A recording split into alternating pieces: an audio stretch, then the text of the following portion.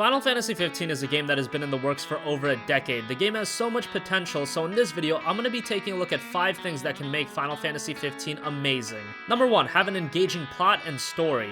Everything we've seen so far of Final Fantasy 15 has kept the plot in somewhat secrecy. Some of the stuff we see are bright and bubbly, and then you have something like the Dawn 2.0 trailer where it looks very grim and dark. Regardless, the story for Final Fantasy 15 has to be engaging and well developed. Final Fantasy 13's story was all over the place and very unmemorable. As someone that played through all 3 games in the FF13 series, I hardly can remember any major plot points in the games because I never felt engaged, not to the story nor the characters. It's hard to ask for a JRPG to have a realistic story. I'm not asking for that at all. As long as it's engaging, there's not too many plot holes, and it emotionally impacts me throughout the game, that's fine with me. The director of Final Fantasy 15 has stated that he hopes that the ending of the game would make players cry. I don't really know how to take that, but if it gets the level of emotional investment from me where I'm even near tears, that's a good thing. Number 2, a content-filled open world. We've heard that Final Fantasy 15 will have an enormous world. That's probably a really good thing to hear for the fans because we all know how much Final Fantasy 13 was harped on due to its severe linearity. However, an empty and lifeless open world does nothing for anyone either. With games such as The Witcher 3 being on the market, the bar for open worlds is very high. What we saw in episode Duscae was absolutely jaw-dropping. The amount of detail and vibrance the world had was some of the best ever.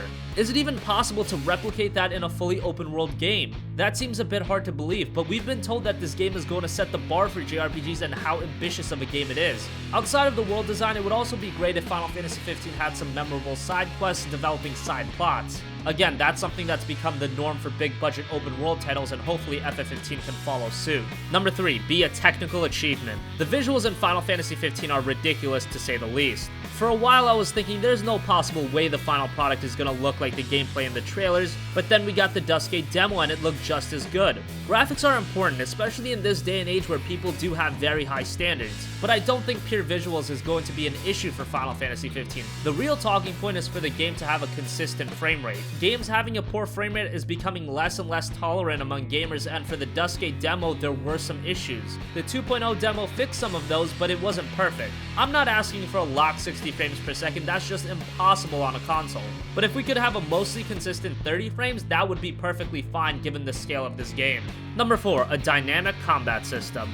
A lot more people than I would expect are very upset about the fact that Final Fantasy 15 is dropping a traditional turn-based formula in favor of a fast-paced action battle system. While I understand your complaints to an extent, you have to understand that Final Fantasy needs to evolve. The majority of gamers, especially those in the West, prefer fast-paced action gameplay over a slower-based turn-based system. That's just the current climate of today's gamers. The game having an action battle system is also by no means a bad thing. The Duscae demo was a blast to play, albeit a bit repetitive. Sometimes it felt a bit too button-mashy. Hopefully by the time the final game is released, it'll be a bit more dynamic. Also, I would love to see harder difficulty settings to allow those that want more challenge to get that. The Witcher 3 is a game that, yes, you can play on the easiest difficulty and demolish through the game, but on a harder setting, you'll have to be much more methodical and calculating. I would like to see Final Fantasy 15 replicate something similar to that. And finally, number 5, actually release in 2016. Okay, maybe this won't affect the quality of the game itself, but I think another delay could spell disaster for the game.